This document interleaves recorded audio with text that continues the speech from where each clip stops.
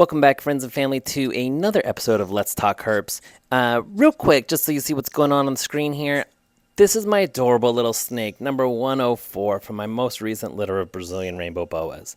Now, I'm setting her up in what is called an arena test. This is to determine the preference of what she likes to do on her own, just sort of a behavior observation. Now, this is something I'm going to be doing with all the baby snakes, but I'm going to be sharing this first one with you guys. So that way you get a chance to see something that the customers get to see and everything like that. But also, I just kind of want to show you some of the fun I've been having with these snakes. So no matter what anyone says, this is snake number 104. I'm going to introduce her as the wrong snake in just a little bit here. But check out these cute little snake faces here before we jump into the arena test, which is going to take place right in the same arena. Without further ado, here it is. Like number 105, let's get right to it. So I put her down in this arena station. Here you can see right then in the direction I set her, there was two options facing towards her. A pile of sphagnum moss with some plastic decorations on top, and then two broken pieces of flower pot base there, sort of to make a nice dark and tight hide for her. And she saw that, she went towards it, and it didn't take her about 2.5 minutes, maybe 3 minutes to crawl inside of it, and she slowly started to work her way in. Now keep in mind, this video is sped up highly. The whole 7-minute video, 7.5-minute video was about 27 minutes of original footage, so it has been sped up considerably. She went in here and rested for a little bit, but she's going to slowly make her way in here. This is a great example of why I say Brazilian rainbow boas really teach you patience. This is a neonate rainbow boa. They tend to move quickly because they're small. Now she stayed in there for a few minutes, and then she did something pretty cute here in a little bit. She popped her head out. But I want to describe this arena test. So the idea is to give her these different options: the moss, the clay hide, there's a toilet paper roll, and a humid hide like she has in her enclosure where she drinks water out of. And she seemed to really enjoy this ceramic dish. And that makes sense. She came out of a pretty stressful situation. She's actually one of my best behaved snakes. She'll curiously explore onto me. She's yet to strike and has hung out with me many times, actually. Kind of my favorite of the litter, but that's beside the point. And here we go. Here's her being a little bit curious. She does stick her head out for a little bit. So she's curious. She stayed in there for about 3.5 minutes with the time that's sped up here before she decided to take a peek out. She just explores a little bit. She's super cute.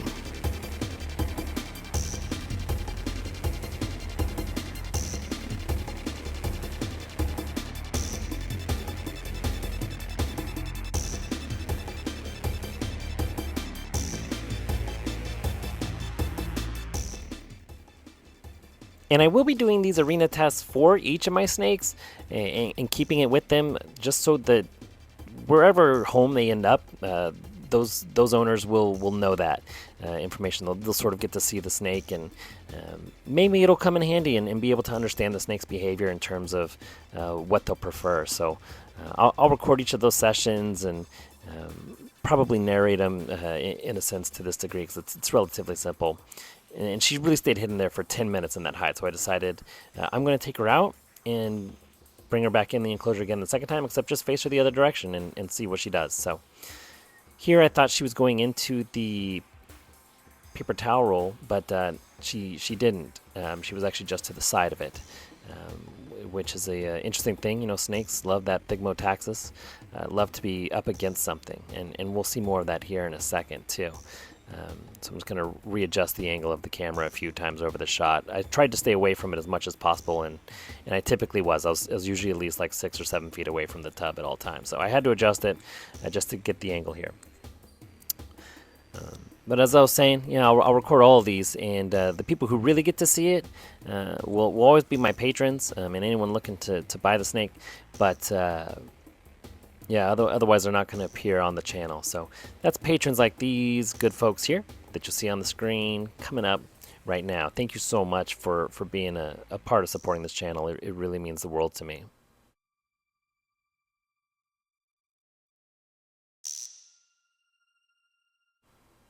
And Lori Torrini is one of those patrons, and I thank you so much for your support because I really admire your work. And please, I sent this to you. Please let me know how I can improve on it. I was thinking next time I'd go for a longer paper towel roll to make it a little bit more enticing, and probably a little bit bigger tub of sphagnum moss. But I wanted to show this part here because along the way, what has the snake done? He stretched, or excuse me, she has stretched herself all the way straight out. Yeah, that's right. So it's a really good argument for giving an enclosure large enough for the snakes to stretch themselves out, because the entire way that she's moved, that's how she's done it. She hasn't slithered. Very little back and forth up until this point. This is the point. This was after probably maybe 3 or 4 minutes of her being inside the enclosure the second time being set down, and then now this is the first time she really doubled back around the water dish, and I really loved how she did it here.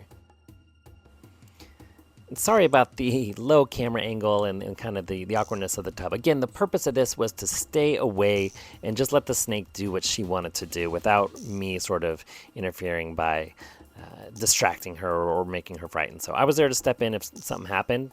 I was supervising the whole time, but I was about 6 or 7 feet away.